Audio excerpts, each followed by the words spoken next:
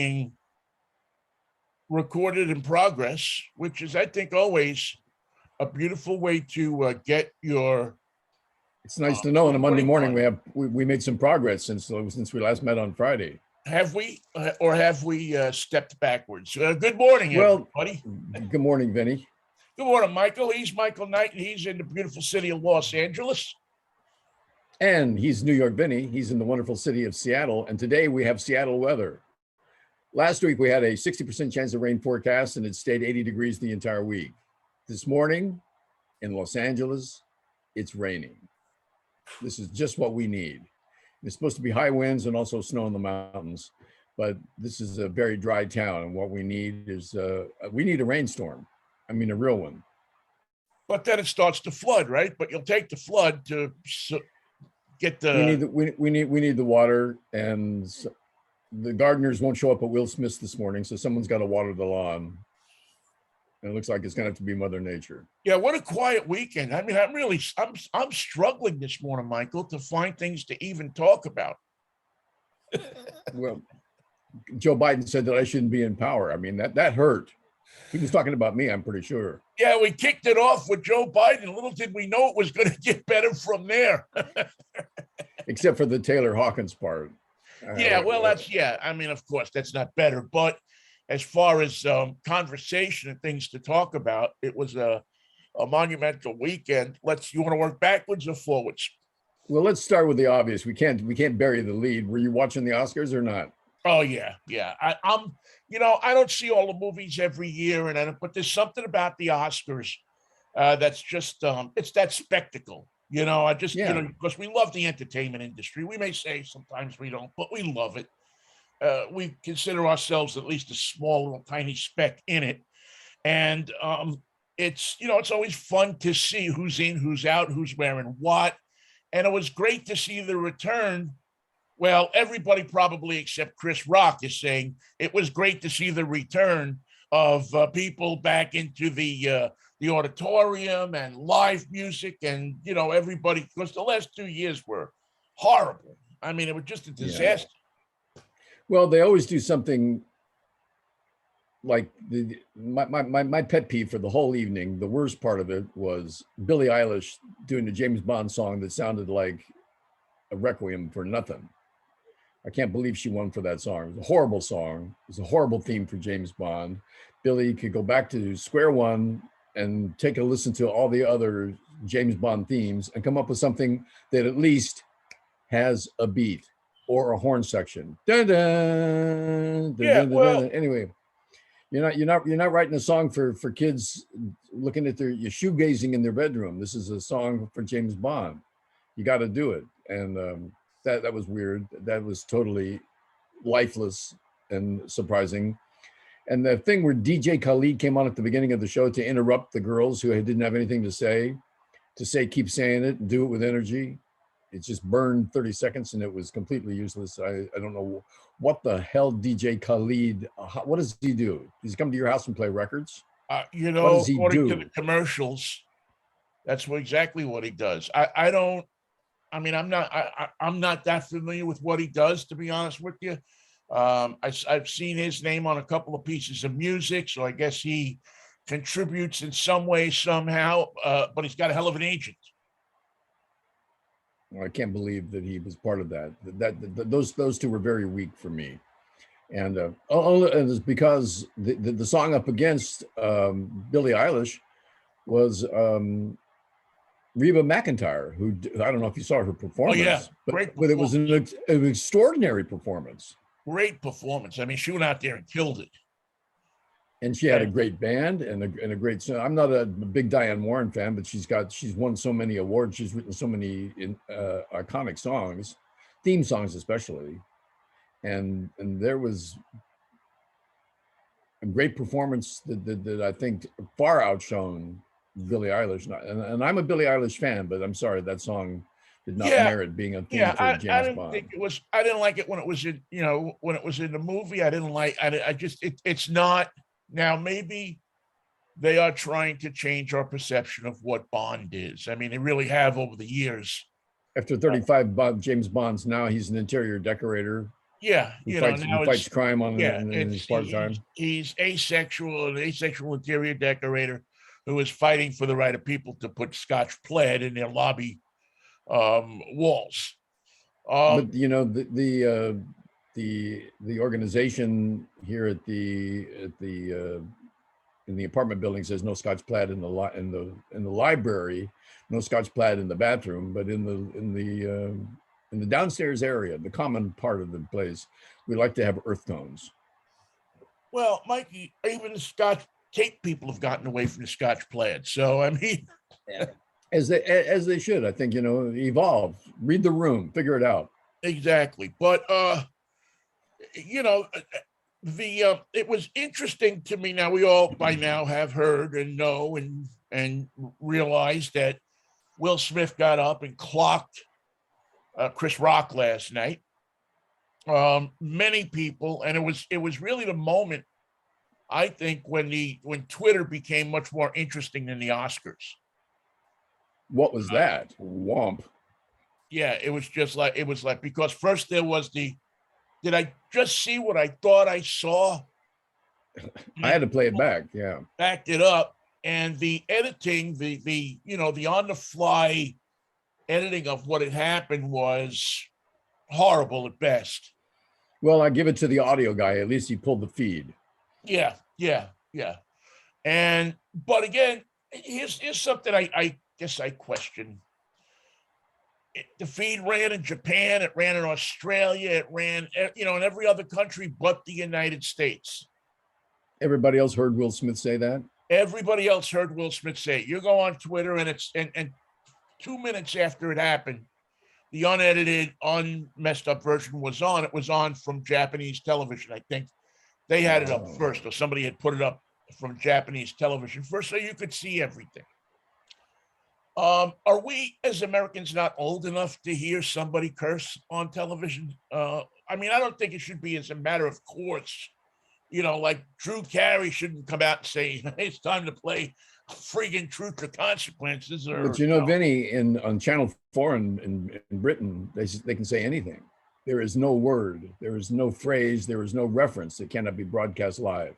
yeah, and listen, it's not my cup of tea. I don't like using those words in a public forum. I think it shows just a low class, a lack of civility. I try to do my best not to use them here. Sometimes I get excited. Sometimes you get excited. We say them.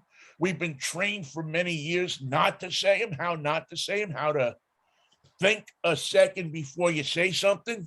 Well, it's because of our broadcast training. We've been trained, rightly so, not to say fuck. And when you do say it, it stands out. It feels kind of odd. Right.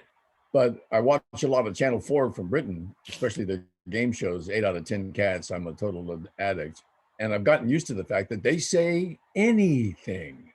And at first you go, this can't be on television.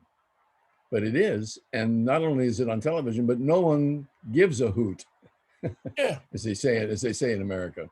They've gotten used to it. They've grown up far beyond our ability to do so. You think Lindsey Graham would grow up to that point? No. You think Mitch McConnell would grow up to that point? No. And so I think American audiences got shortchanged last night because they didn't see the full effect of it. I mean, the full effect of seeing Will Smith saying what he said last night twice, so there was no mistake about it. Right. I think took away, as powerful as that moment was, I think it also took away from it for the average American because you didn't get to see the full force of what was going on. So if you're not social media savvy and you're not plugged into different things like we are, you didn't really get to know unless your friend was a lip reader. Exactly. It's pretty easy to read those lips. Wasn't hard. It wasn't hard. And I guess I just, it makes me question how America, how the broadcast companies and the government and so on and so forth look at its audience. Can we not handle that? Well, they don't care. They don't care about the audience. They care about the fine and the licenses and their tacit agreement with the federal government to broadcast in the public interest. Yeah. Well, And they never. And when it comes to DJ Khaled, that's in the public interest. When it comes to Will Smith's off the cuff comments, no, not so much. But you know, Vinny, the interesting thing that we saw was Will Smith then wins the award. By the way, right. he won the Screen Actors Guild Award for the same film. He won the independent award that was done in Santa Monica for the same film. So this is like the third major award that he's won for best actor. And but for him to come on and talk about how God has given him it made him a vessel for peace and for love was it couldn't have been more preposterous. I mean, that was a speech written by North Korean speechwriters. Well, I had maybe a little bit of a different take on that. I think that he was trying. I think he was walking this line of really trying to apologize and say, that wasn't me. That I was, I'm supposed to be somebody who, but he was still caught up in the moment, obviously, tears streaming down his face. And he still he's playing the role of somebody who protects their family through any means necessary. And and I think he was trying to, in some way, put those together and just did a horrible job of it. Because it came off looking like I'm a peaceful guy. I'm this, I'm that. And the reality was he should have been in handcuffs. Yep. And could have been. And should have been escorted out of, at the very least, been escorted out of the theater immediately. I'm a big fan of Will Smith's, but I like Chris Rock more. I think Chris Rock's stand-up is extremely inventive, maybe a little harsh sometimes, but cutting edge. Best ad-lib comic I might have ever seen in my life. And if you've ever seen Chris Rock's television series Fargo, he did an excellent job playing a crime boss, a really wonderful job, and it multiplied his abilities in terms of a serious actor by leaps and bounds. And I was looking forward to his comments because he's usually so quick and to the point that I'm a fan. Now I'm a fan of Will Smith too, but in a very different way. To me, he's always going to be the Fresh Prince, but he's come out of his shell and portrayed King Richard in such a way that people loved his performance. And so you just have to say, well, here's somebody who later in his career proves that he was a great actor after all, proves that he did have the range and the ability to take a serious story like this and turn a real person into a fictional character that we appreciate in terms of his performance. We felt for. He hit the notes that, especially for fathers. It's sad that it's just, I'm sorry that as a result, Chris Rock gets besmirched and Will Smith gets anointed for doing the wrong thing. He wins the award for doing the right thing as an actor and as the guy who had the rights to the film and shepherded it through and helped with the casting. All that we can't take away from him. But then to punch a guy out and say, well, it really wasn't me. God wants me to do these things. I'm a vessel for his love. Shut up. Yeah. You know what? Shut up and apologize and get off. If I were him, I would have stood up there, taken the award, said, thank you very much. I made a terrible mistake earlier in this show. Yep. And I am sorry and contrite for it. I apologize to the Academy. I apologize to Chris Rock. I lost my head. Yeah, which he did most of that, but he left out the Chris Rock part, didn't he? He sure did leave out the Chris Rock part. That's the hard part. That's the hard part. I'm sorry, Chris. Yeah. And yeah, I mean, you certainly shocked and insulted all of the people, right? I think you insulted your wife. I think you stood up and showed that when when you have a dispute with somebody, for all the hawking and screaming about Ukraine last night, what was the thing that we took away from the Oscars? That if you get into a beef with somebody, you go up and smack them. War is good. And that's War is what how we makes settle you a things. man. Yeah. They might as well have just chimed it into Moscow and had Putin do the closing remarks. Here comes Chris Rock. Now, what would Vladimir Putin do? Yeah, I mean, that to me, that was, and listen, it's always a hypocritical world. I mean, it's always do as I say, not as I do. I mean, we know that all along. Yeah. I mean, on my show on Saturday morning, I always play a great clip that I have of James Dean doing a safe driving commercial. Oh God! Remember, kids. So it's a it's a world of. I have special license to do what I do because I make movies or I entertain or I do this or I do that. So really, for me, it doesn't. The rules don't apply. What applies to you doesn't apply to me. And the main reason it doesn't apply to me is because I'm a celebrity, in case you haven't noticed. Right. I just won this award, so I can pretty much say and do what I want. Right. And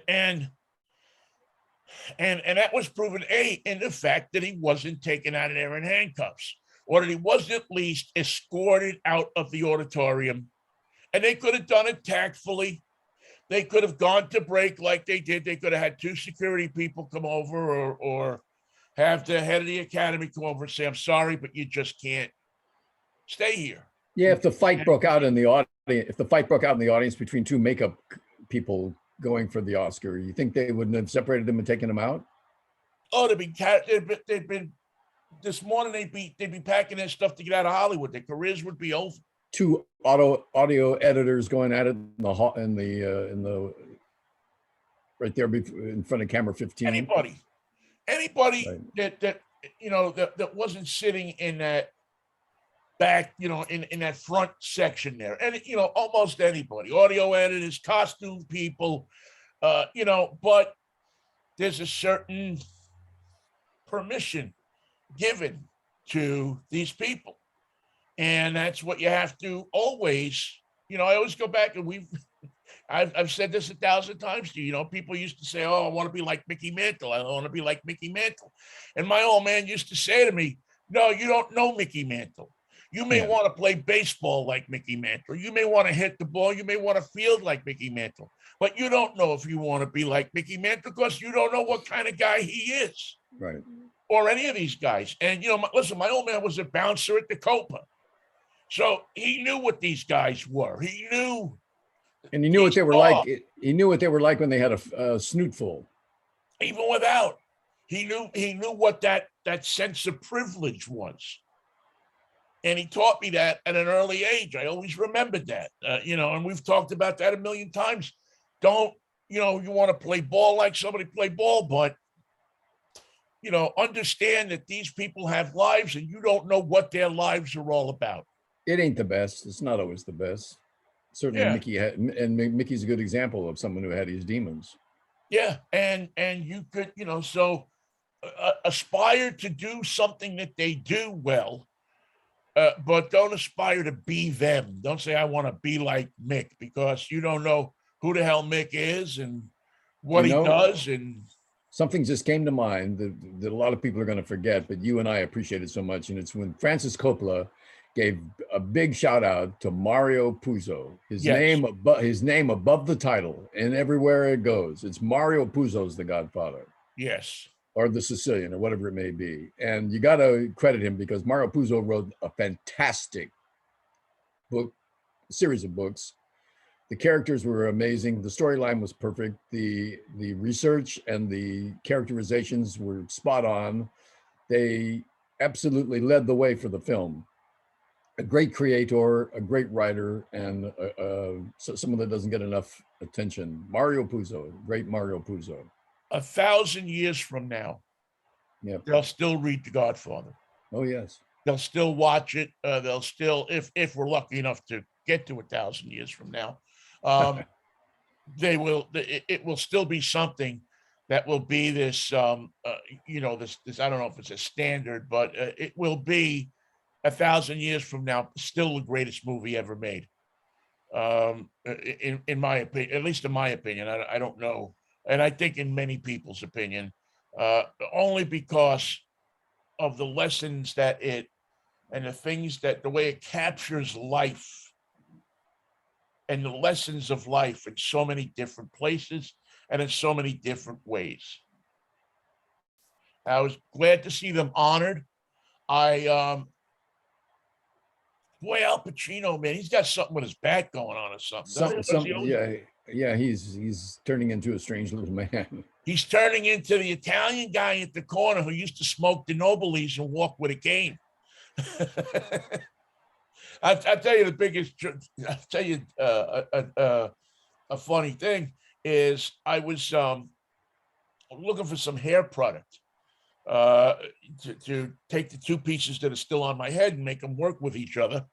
And I'm walking through the aisle of Target and I see Pacino's hair products. No. Of course, I got to buy it. I said, if a guy with the hair like Al, now I don't know that this is associated with him or anything. I doubt it. But good God, with the hair running around like that and everything, and there's Pacino's hair products, you had to see what it did for your hair. I just hope it doesn't crook me over and make me start smoking De Nobilis. And now, Mikey, also, and while we're still on the Oscars, the saddest thing about it all, though, and every time I see this woman, I fall in love with her more, is the whole Will Smith thing, I think, took away from the tenderest moment I've seen at the Oscars in many, many a year. And that was Lady Gaga and Liza Minnelli. Right. Poor Liza. And, poor Liza is, I don't know, I think she's my age. And she's in a wheelchair. She's led a hard life.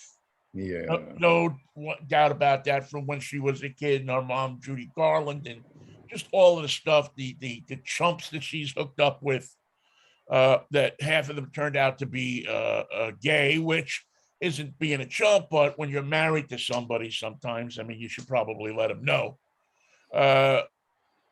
She looks like she's had a very hard ride.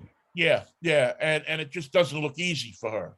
It doesn't look easy for her to get up in the morning and get out of bed. Never mind. Lady Gaga really was tender with her. And they brought her, what was it, the 50th year of Cabaret, I think? Yes. And if you ever want, Liza Minnelli now is the butt of so many jokes and been vilified, and I guess in some quarters rightly so. But to see her out on the stage, I've always been a big fan of hers. Always have had a crush on her, and to see Lady Gaga and the way she respects, the way she encourages, the way when she said, "I got you" to Liza Minnelli, right, I started crying. I was like in tears, because it just, the immense respect that Lady Gaga has shown for these legends that came before her, and the way she seems. I mean, you can believe that Lady Gaga stops by, Tony Bennett's house, a couple of times a month. You can believe she stops by Liza Minnelli's apartment a couple of. It's not just, look at me, I'm latching on to this name. There's a true caring and a true love there for and a true respect for what somebody has done that half the people that are her fans may not even know about.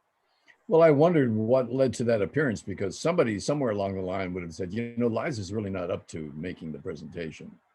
She's not holding thoughts very well. Yeah. She's full of energy and love and exuberance, but it's not focused to the point where, like, she had her script in front of her, and why give her 3 cards? Why would you in the world ever give Liza Minnelli 3 cards from which she has to choose? Because the first thing she did was shuffle them and had no idea what was on them. Right. And Yeah, I don't know. That was, I mean, maybe they thought she could do it. Maybe she showed, maybe when she got, I mean, I guess, sometimes I guess people get stage fright even when they've been on the stage a long time. Oh, sure. I'm sure that can happen. But again, I just, the tenderness of the moment, the beauty of the moment. It's funny. The Oscars showed us last night so much of what's good about humanity and also so much of what's bad about humanity. It really encapsulated it all in however long that debacle went on. Yeah. What's wrong with the world? Take a look at this.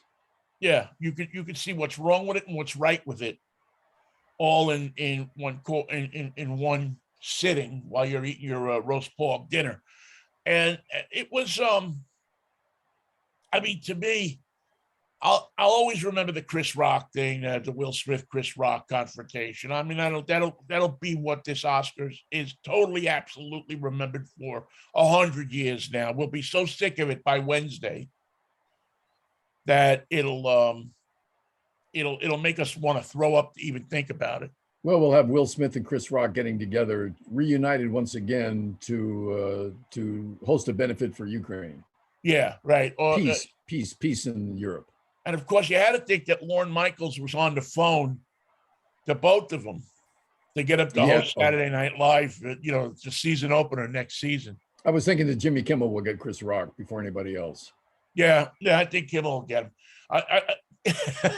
Did you happen to see Conan O'Brien's tweet last night? No. He tweeted out, "Can anybody lend me a talk show for a night?" I thought it was a great tweet. I thought he won the night on internet, on Twitter. He definitely had the tweet of the night. It was interesting to me too, Michael, and we straddle this life, this thing. How many people, and listen, I'm one of them, but I've always been consistent with this, I think, is how many people wanted to see Will Smith, sports talk people that are watching the Oscars now because, are screaming, why wasn't he arrested right away?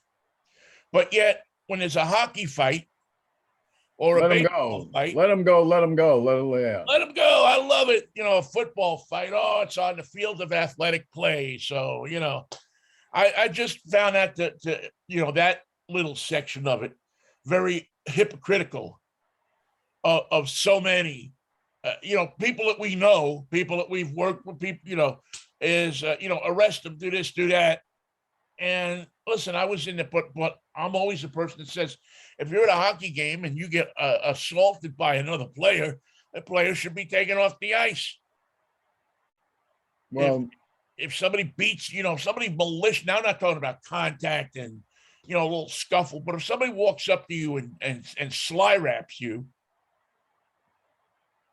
they've assaulted you, and you should pay a price for that. In LA, you get shot on the street for that. If LAPD had been in charge of two black guys fighting in Hollywood, what do you think would have happened? Oh, yeah. If that had been in the parking lot, somebody would have got shot. Definitely. Both of them.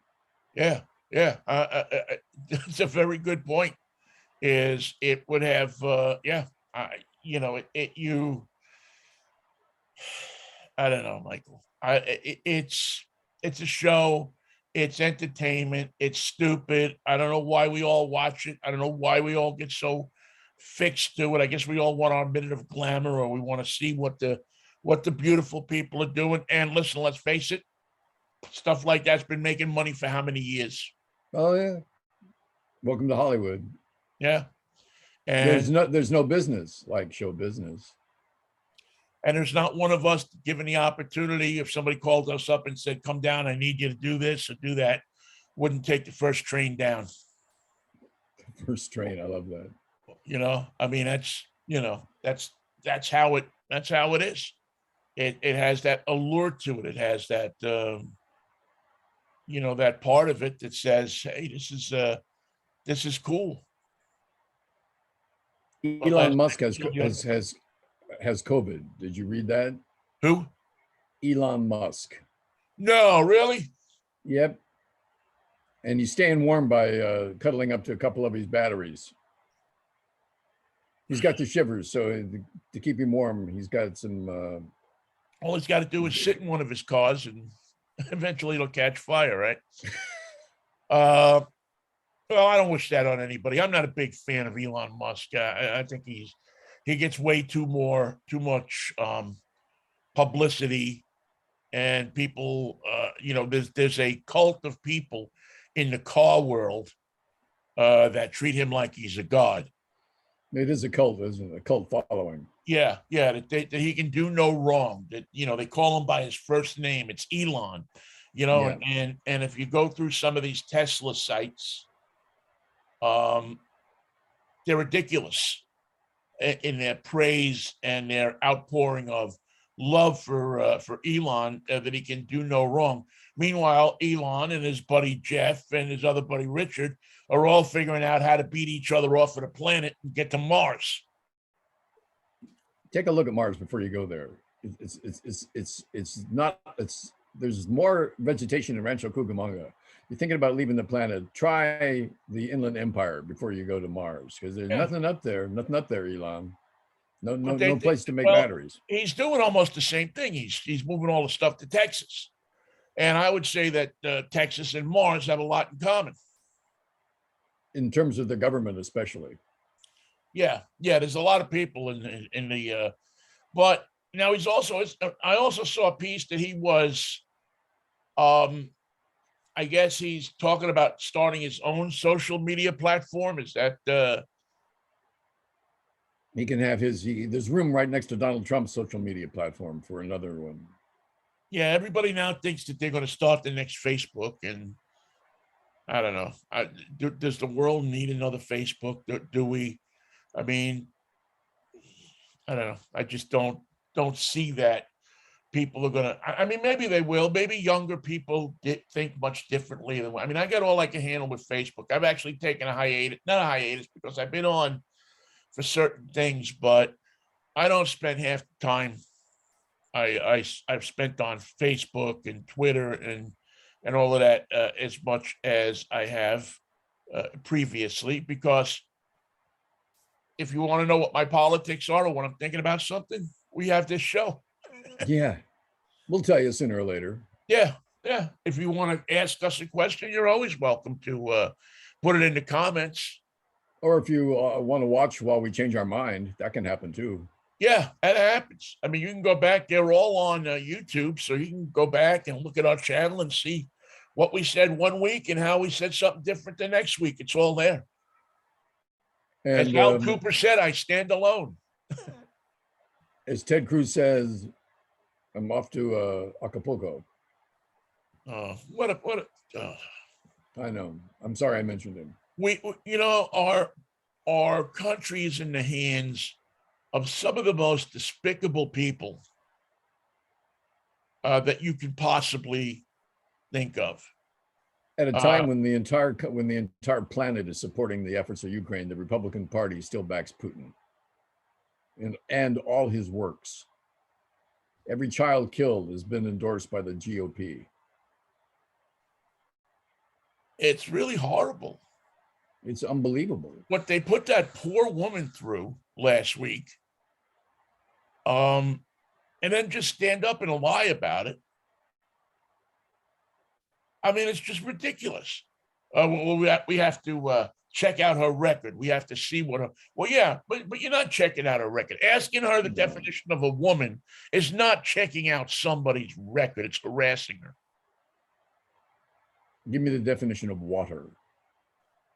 Yeah. I mean, listen, this woman is more qualified to sit on the Supreme Court than probably 90% of the people that are sitting in Congress. Certainly more qualified than Marjorie Taylor Greene or Kirsten Sinema or Joe Manchin. Certainly more qualified than them. They give me the negative fear shivers. And for her to be put through, and I know you're people will say, oh, well, look what they did with Gorsuch and look what they did with this one and that one and Amy Coney Barrett. And listen, it to me. I mean, to infer, which they were trying to do, they were playing to the room. They were playing to infer that she was softer on child porn people than she should have been or could have been. I mean, I mean, you might as well just send a big invitation out to the conspiracy idiots and say, "Here, we're just gonna throw you the biggest bone you ever had." Meet me at the pizza place in the basement, even though there isn't one.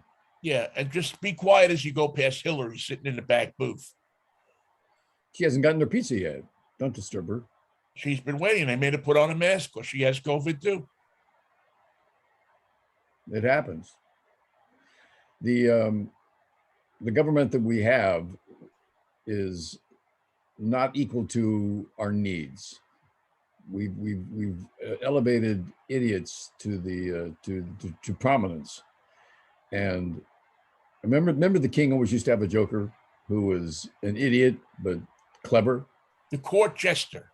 Now we're at a point where you don't have to be clever, you just have to be the idiot, and that's enough for us. We'll put you up like a puppet a couple times a day on Fox News to let you stream your inanities and hope that you can raise enough money off your preposterous comments to get reelected. Well, it's funny, Michael, because I always say, that I say, well, we need more education, we need more this, we need more that.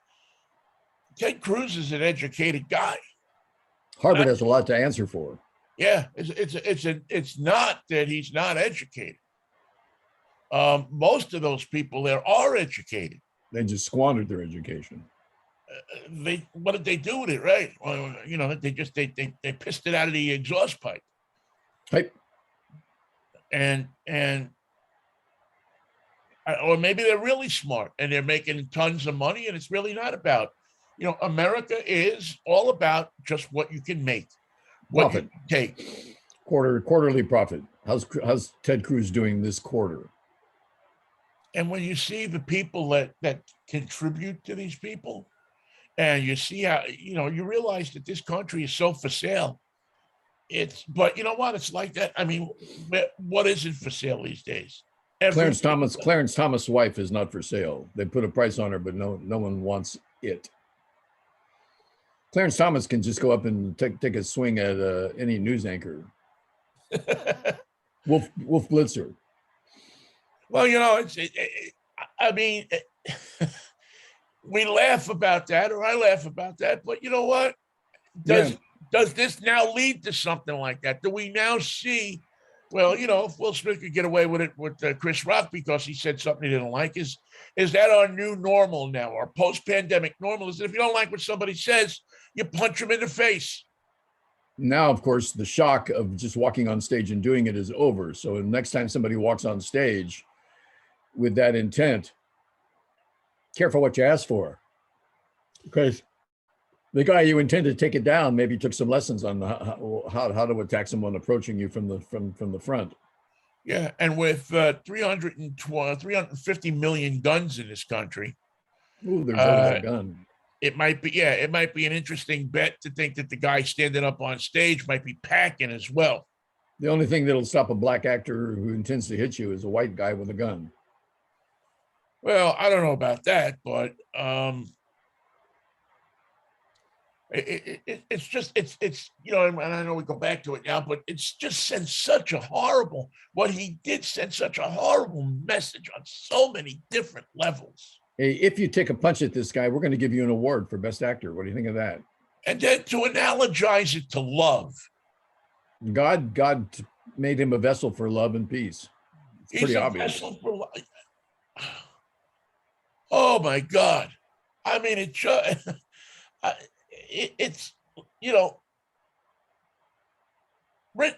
I mean, King folks, Vinnie is speechless. I haven't ever seen this. Vinnie is speechless. Didn't protect his daughters by hitting other people, did he?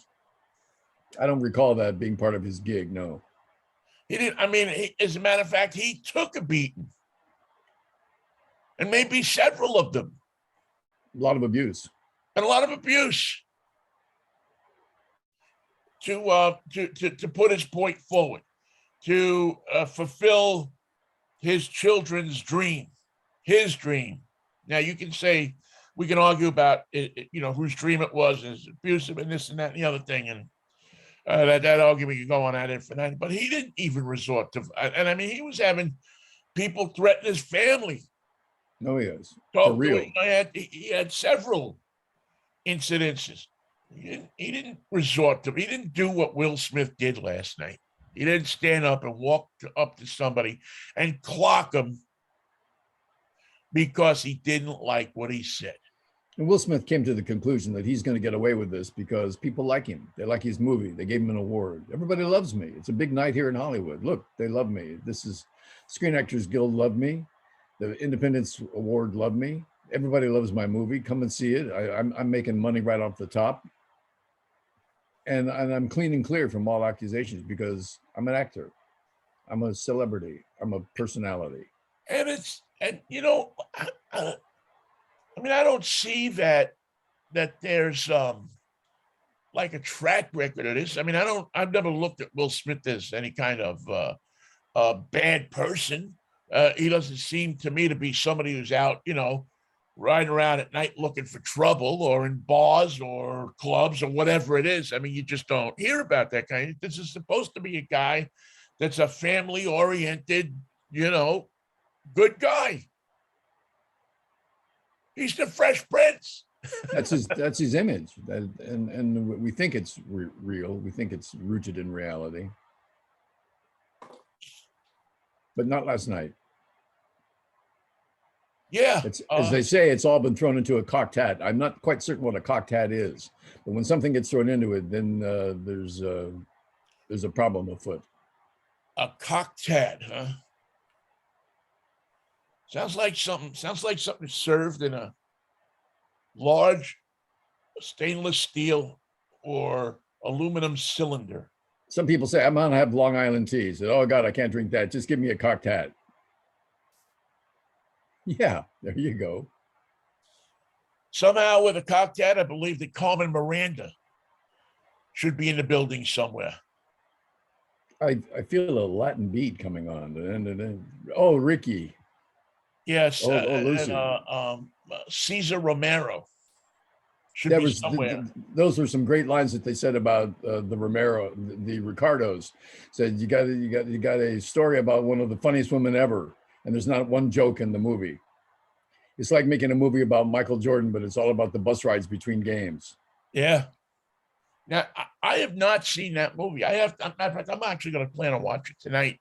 It's one of those movies I've been like meaning to sit down, and I want to give myself like the time to sit down and watch it where I'm not getting interrupted. I just didn't. So I got both Coda and Being the Ricardos on my list. Although the clips that I've seen and the trailers and stuff, boy, Fred Mertz looks. I mean, he nailed Bill Frawley. I mean, he really, it looks like he really did. But again, I didn't see the whole movie, so I'll reserve comment. But it is interesting. People that are turning that movie on and expecting to laugh, or it ain't a laugh. It ain't a laugh riot. There are no laughs. And there's no laughs. I mean, it's a sad side of it, of a woman and a couple who were so revolutionary in their thinking. Yeah. And so clairvoyant in the way they could look into the future and see where this new medium was going, that they were, 20 years ahead of their time. And where's Ricky? He's down at the club. Yeah. But Ricky's making deals and doing a Freddie Corleone. He's banging cocktail waitresses. Nobody can get a drink in a place. Nobody can get a drink anywhere here in this joint. But again, one of those stories where it's just two people who couldn't be together. Yeah. Two people who just couldn't figure out And listen, I know this well, how to be with each other without it exploding or without it, turning into a mess. And And how to make something funny by being tough. yeah, yeah, Lucy was the tough one. yeah. She really, I mean, she was that. I mean, you didn't, although you did kind of get it. I think sometimes you got a sense that there was an edge to her as you looked at her stuff when you were older. Mm. And You she knew was a bit older. more about life. Yeah. You could sense that there was an edge to Lucy that wasn't everything wasn't funny. And later on, when she had her variety show, you could see that better too. When she was older, Yeah, and it wasn't playing Lucy; she was being herself. She was being right, the host. exactly. She didn't have that charm. Where did I see an interview with her? Was it? I think it might have been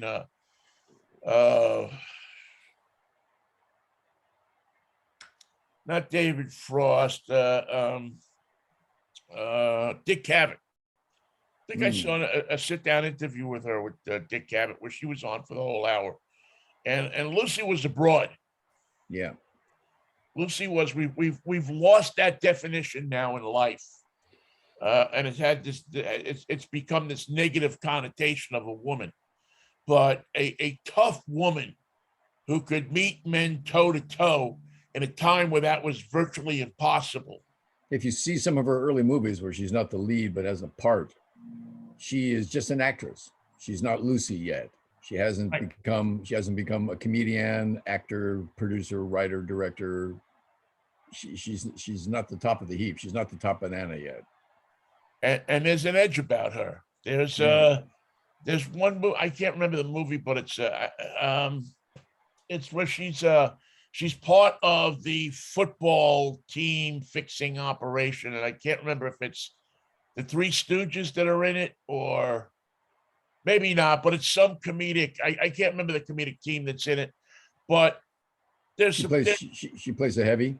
Yeah, she plays a friend of the gangsters who are trying to fix the football games, and she shows every bit of tough Jamestown, New York kind of kick ass that you would expect.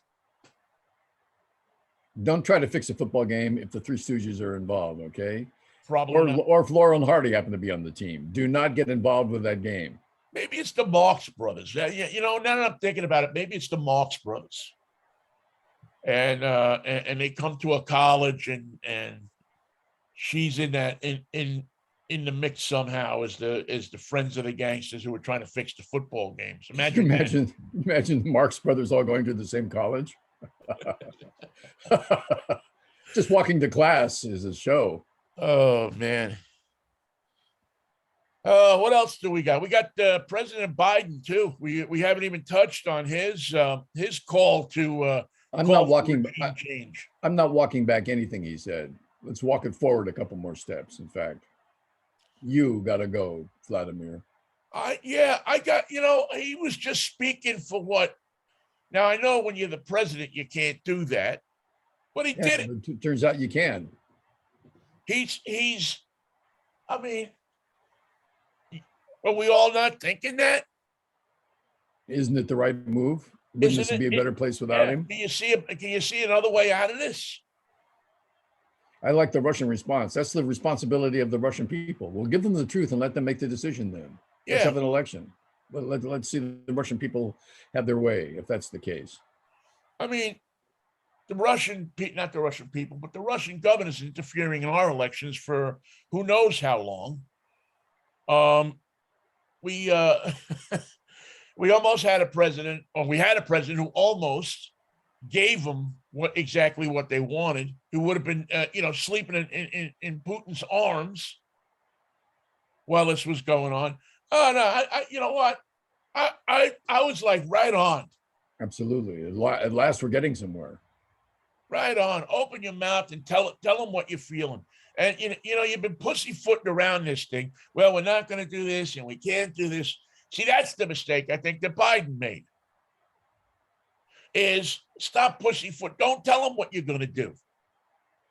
I think that he had to be vocal about it because he's not representing the American view, he's representing the NATO view. Yeah. And listen, he's done a masterful job of pulling people together. And I'm not gonna, him and his staff. I mean, I don't think it's just him.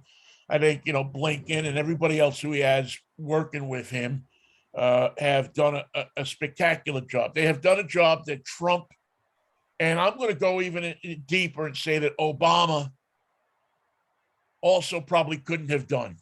No, you're probably right. Obama liked to please everybody. Yeah, and Obama, while he was, I think, a good domestic president, didn't have much of a clue on foreign policy, and was never called upon on the greater stage to prove that he did know about foreign policy. Right. I mean, his big accomplishment was they got Bin Laden, which was great. But that was just the luck of the draw. Yeah, he happened to be president when that happened, and happened to say, "Hey, you know what? Screw what everybody else says. I'm just going to go and get this guy," and had the right people to do it with. But I don't know that Obama would have been able to step up to this moment either. I think that Biden, maybe in some strange way, was uniquely created for this moment. Yep. With his experience. His combination of experience in the foreign relations committees and things that he's done in the past have gotten him to where the rest of the countries who for the last 4 years have been just told that you're crap and you don't matter and we're not going to protect you and we're not going to be a part of this and you don't know what you're doing and pay your dues and this and that and the other thing by the previous nitwit. Have some faith in this guy. A much more faith than I think the people in this country have in him. Well, and they have faith, and they also have a question, and that is, how long will America be on our side?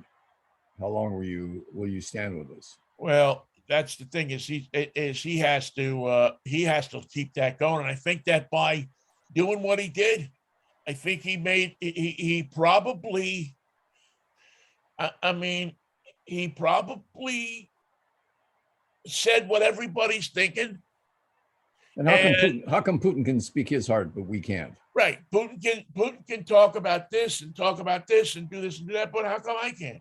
The hell am I? I'm the most powerful. I'm still a lot more powerful than Putin. If we really want to do it, we can wipe him off the face of the earth in about 10 minutes. And they'd probably take half of us with them. But if they hit the southern states, good point. That acceptable losses. Yeah, it's oh man. But I'm glad he said it. I think it's necessary to say something more in that direction. Yeah. Said that he's not sorry and he's not taking it back. And it is a fact that Putin has to go. The only route to peace, the only means to peace right now between Russia and the rest of the world is Putin goes. I've long subscribed to the theory that there are some people that you meet in the world that are so either stupid, sociopathic, so out of touch with reality that the only thing that they understand is violence. A punch in the nose. Yeah, right. Is a punch in the nose. Now, I don't think that was applicable last night in the Oscars, but I think in the case of a guy like Putin, that may be the only way that he understands, and you may have to, like Saddam Hussein or Gaddafi or that class of leader or Hitler. I mean, you don't think if Hitler had killed himself that they would have killed him? And he was still figuring out ways to destroy what was left of his country on his last day. Yeah. He was. I mean, here's a guy who was putting 12 and 13-year-old kids in the army to get killed. He knew it was over. Yeah, for the fatherland. He knew it was done. And yet he said, well, what the hell? Let's give it a go.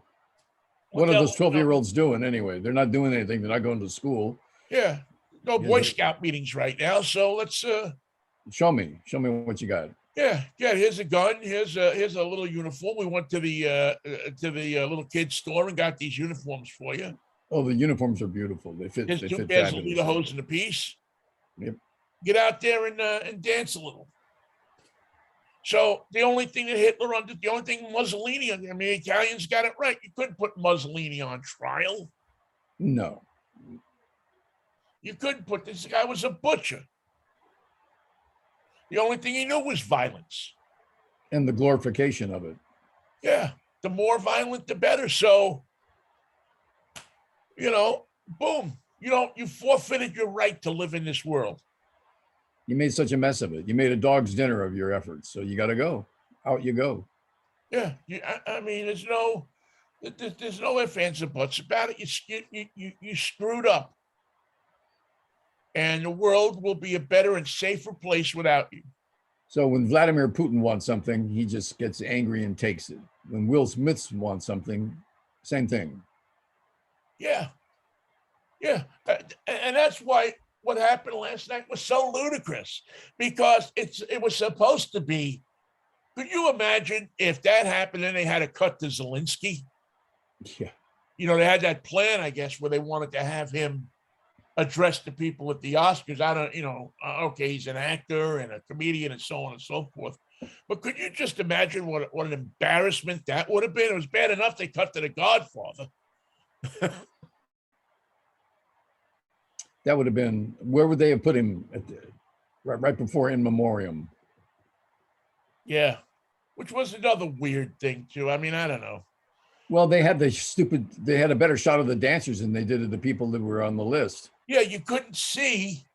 I mean, you just should have, even if you wanted to use that, which I don't disagree with. I mean, I think it was a great, a change of pace, something different, something that maybe felt for the times a little bit.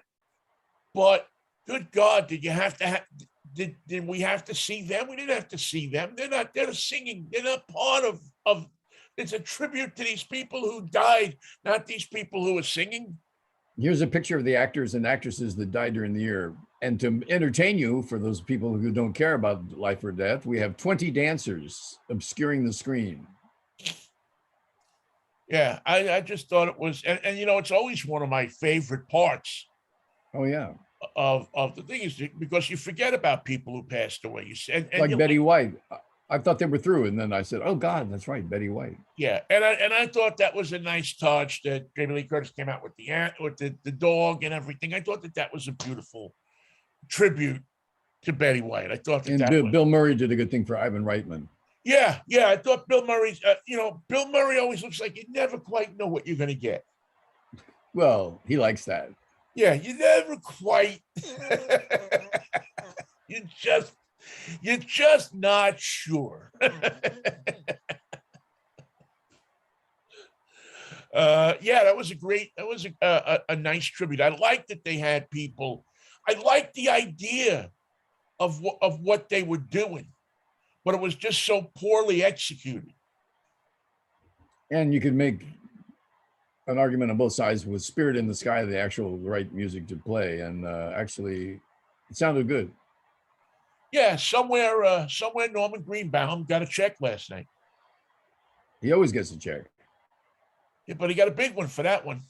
He got a bigger one. He got a big one. That's a big one.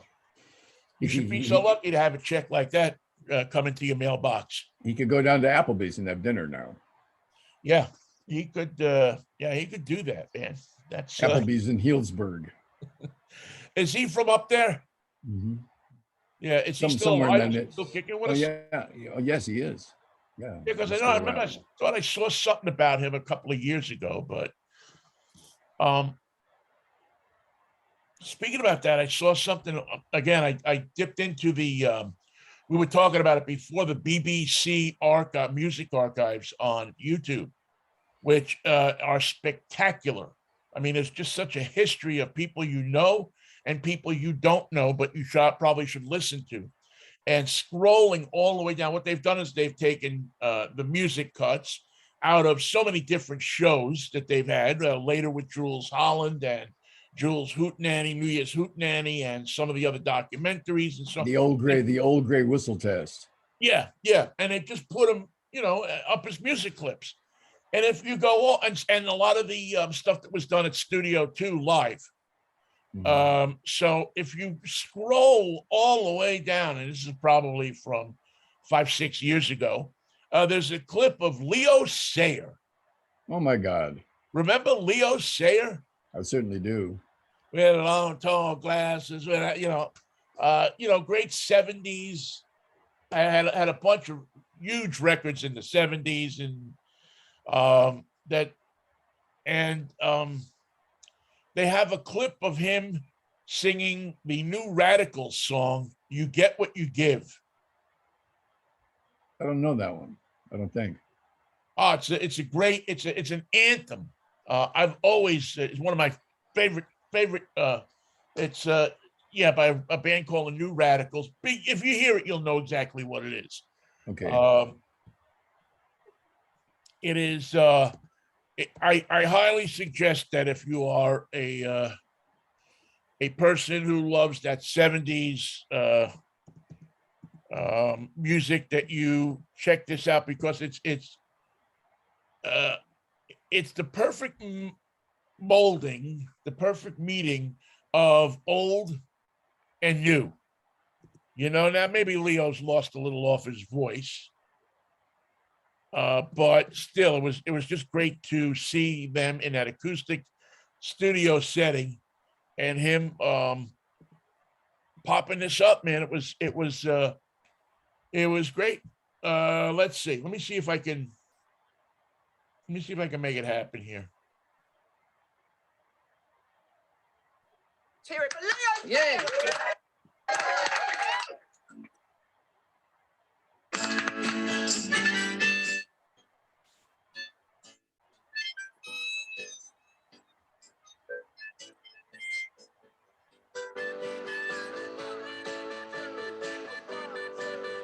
It was Leo Sayer at the piano. No, Leo Sayer on the harmonica. Oh. Yeah, he's doing the harmonica bit. Looks like he did back then, only older. Which is probably true of most of us. Right? Yeah, that's the way it goes. Wake up, kids, we got the dreamers disease. Oh yeah. Age Yeah. 14, we got you down on your knees. So polite, you're still busy saying please. Hey, friend. Oh yes, Yeah, I great. remember that. Yeah, great song, and Leo does it justice. And that was I started doing that last night after the Oscars. I needed something to Cleanse your palate. But it's exactly what I was gonna say. This was musical sherbet. Yes. Yes, indeed. Musical sherbet. So what else have we not covered this morning from this wild weekend? Oh, the basketball games. Well, I didn't see any after Gonzaga went down. I sort of fell out of. I didn't watch any of the games over the weekend. I saw. I mean, I was pulling for St. Peter's, but you kind of knew in your heart it wasn't going to happen. Couldn't continue at that rate. Yeah. It was a nice run and a great school, and great for Jersey City, Jersey City have a great basketball tradition there. But it doesn't get, because of New York being right next door, it doesn't get maybe the props, but that's where, what is it? St. Joseph's Academy. Bobby Hurley's father was the coach for a gazillion years. And it's just, it was a good tournament. Probably the right 4 teams are in there that should be. I mean, I know a lot of people will argue Gonzaga, but as we saw, a tough brand of basketball. Also, you can't lose in advance. I'm sorry, that's not how the game is played. Yeah, but they should have, but they would have. Yeah, maybe, but they didn't. Yeah, you know what? The teams from back east, I think, play tougher than the teams out west. The Western style is effective when you run and gun and you win. Right, but when you got to play that low post game, when you got to get down there and get physical in the paint, sometimes. If they got a couple big guys, and that's what Arkansas had. And of course, they lost ultimately, but the fact remains they matched up very well against Gonzaga. The Zags lost their face, as we saw just when a couple shots of the bench. They just, there was a point where you just kind of looked and said, and I forget who it was. I think it was, maybe it was Barkley or Kenny, and one of them said, in the tournament when you're losing like that, it's the toughest thing, because in the regular season when you lose like that, you got practice tomorrow. Yeah. You know that you're coming back, and you just get it out of your head. But when you're in the tournament, you lose like that. When you're in the one and done situation and you lose like that, it gets to you. Yeah, it hurts. It hurts. It hurts because you know that there's no tomorrow. That's it. That's all. And it's that damn right home. You're leaving. That's your last shining moment. Next stop, Spokane. Yeah, everybody goes home and watches the rest of it on TV if they can even watch. I mean, I don't know. If I get fired from a radio station, it's always hard for me to listen to it for a year or two before I can actually go back and. And quite frankly, it's very easy to me not to listen to those stations. Although the last one that we appeared on together just got sold over the weekend. Yes. It'll be interesting to see what happens out there, if anything. Cherry Creek Media no more, and now Town Square taking over the Wenatchee properties and everything else that Cherry Creek used to own. A lot of small markets. Did I get that big sign? Perhaps. The PQ sign? Did they get that? Or do you think they get it? I love that sign. They're going to keep that, I'm pretty sure. That was one of the coolest things about coming out there and visiting you, man, was taking a picture under the sign. KPQ. Great call letters. Yeah, it's this huge neon sign. And I want to salute all the Lions sons of bitches that used to work at that radio station. I want to salute you from the bottom of my heart. May you not survive this transition. It's well, hopefully they'll go in there and clean house, and once again proof that sometimes bad people get into places that they really shouldn't be, and the world would be a better place if they weren't. So much kinder place without them, and yet there they are. Yeah, well, there's fingers we could point to all over the business of people who, for no good reason, really, except their own ego or their own gratification, screw people's lives up. Yeah, I just can't seem to help it. It's a trend in radio, which is why radio trends so lower and lower each year. Well,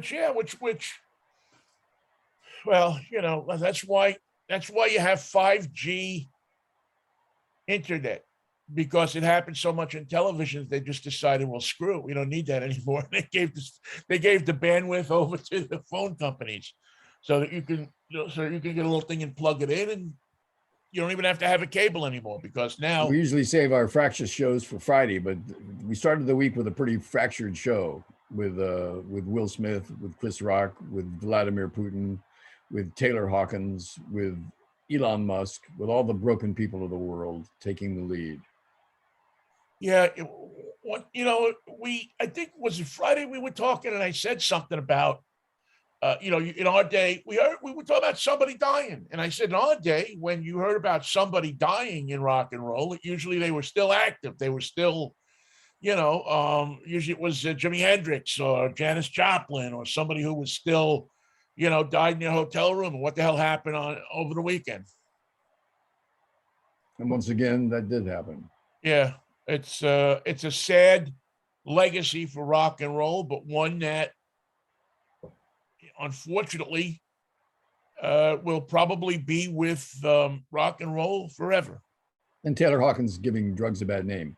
I know he had a lot of money, so he could have some nice distractions, but you don't need 10 drugs every day in your system. It's not a good way to proceed, especially if you're the drummer. Yeah, it's and people unfortunately never learn from the people that came before them. History repeats once again. Yeah, we are it's sad because I'm familiar with them. I'm not, I'll never say I'm a fan or anything like that. His drumming didn't change my world. in any way, but certainly there are people who are fans of him. And somebody was quoted as saying he was the greatest drummer that ever lived. I don't know about that, but he was a great entertainer, as were the Foo Fighters. They Yeah. really know how to put on a show. yeah. And it's, you know, I feel for families of these people. I feel for the other people in the band, Yeah. you know, that all of a sudden have to, you know, take long, hard looks at a lot of different things that they might not want to look at because they want to be out there performing. I wonder who they were replacing with, or will it be the end of the Foo Fighters? I have a feeling it's not the end. Yeah, I don't think so. I think it seems to me that they're, you know, Dave Grohl and those people, they seem to run that, you know, run that thing pretty. I don't want to say you just plug somebody in, because you never just plug somebody in. But if the No. Rolling Stones can tour without Charlie Watts, the freaking Foo Fighters can come up with somebody to hit the skins for them as well. Vinnie, I'm going to see you Wednesday. We'll see what the world has come up with by then. But every 2 days, you see things are cycling faster and faster. How weird the world has gotten. We need to slow down a little bit. We need a summer vacay here. Yeah, we need to. We need to come up with something. I don't know, like, yeah, we got to figure something out to change the pace a little bit for us. You know, well, listen, maybe it's happening because they've locked down. What is it, Shanghai? That they've locked down today? Shanghai and Hong Kong. Yeah. So who knows? Maybe we're going to go for round 3, and that'll slow us down again. That'll slow us down. Another million people in the cooler. All right, Mikey. Listen, you take care of yourself. I will catch up with you Wednesday morning, if the Lord's willing and the creek don't rise. As always, man, peace, love, and Manischewitz, baby. What a wine. Thank you all for listening. See you, Ben. See you.